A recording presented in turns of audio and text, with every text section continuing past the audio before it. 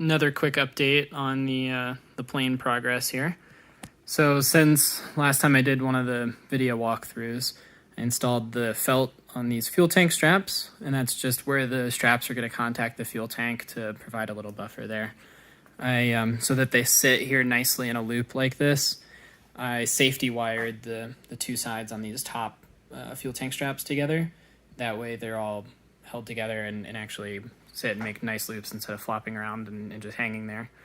I also cut the little notch here for clearance around the drag wire through the number 8 rib.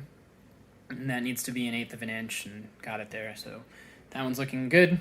So that finished those steps.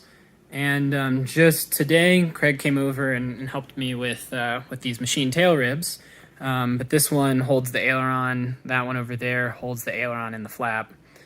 But you can kind of see in here, there are a couple bolts and 3 bolts, and then there's a Cherry Max rivet in the top and in the bottom there. So there's the bottom one. But those bolts have to be torqued, obviously, and it's hard to get the torque wrench in there for the top bolt. So using a crow's foot, just a 1/4 inch crow's foot, 1/4 inch drive, so we could use the torque wrenches that we have. Fit that one. The bottom one you can use a normal socket. And then for pulling those rivets, they're really kind of in a tight corner there, so you can't get a normal rivet puller in to do it. So Craig and I went in together and bought a Cherry rivet puller and an offset head, and the offset head fits perfectly, pulls them really nicely first try. This is a real problem spot on the build because it's so hard to get in there with a puller, and people tend to just try to use the hand puller because it's a kind of expensive tool to get for just a few rivets. But it made it really easy to get done, and the puller is going to be really nice when we are pulling other Cherry Max rivets throughout the build. So I think it was definitely a good investment, especially since we could split it.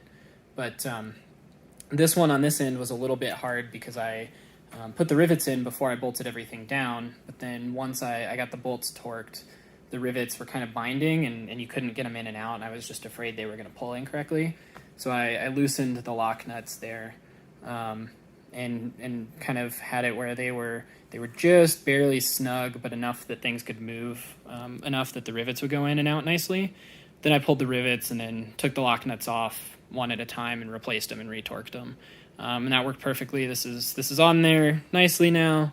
And the inboard one here, you can kind of see on this side, both rivets are in nicely. Bolts, this one was even easier.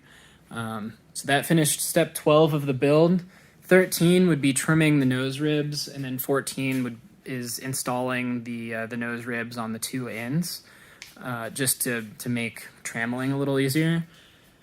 Dave Embry has some build tips online and talks about how the nose ribs are really just installed to hold a little string line you use while trammeling up off of the spar.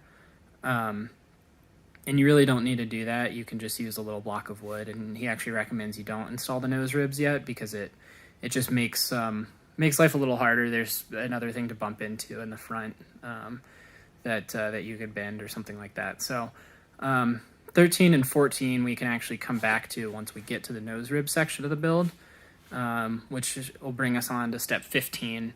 And that's trammeling. So Craig and I are going to hopefully be able to finish getting his machine tail ribs on soon. He's waiting on a part, and then trammel soon. And then once we trammel, you test fit the back aileron, get the last, or the aileron on these hangers, you get the last hanger installed for those, and do the installation of this diagonal cross tube that goes in between these 2 tubes at an angle, kind of like this. Pulley brackets go in here, that's drilled into the spar, pulley bracket back here, and then a reinforcement cap along this. So those are all kind of the last steps on the center structure here of the wing, and once that's done, we're going to get to move on to the tail ribs, so that'll be exciting. Just a quick update, machine tail ribs are on, which feels like a big step.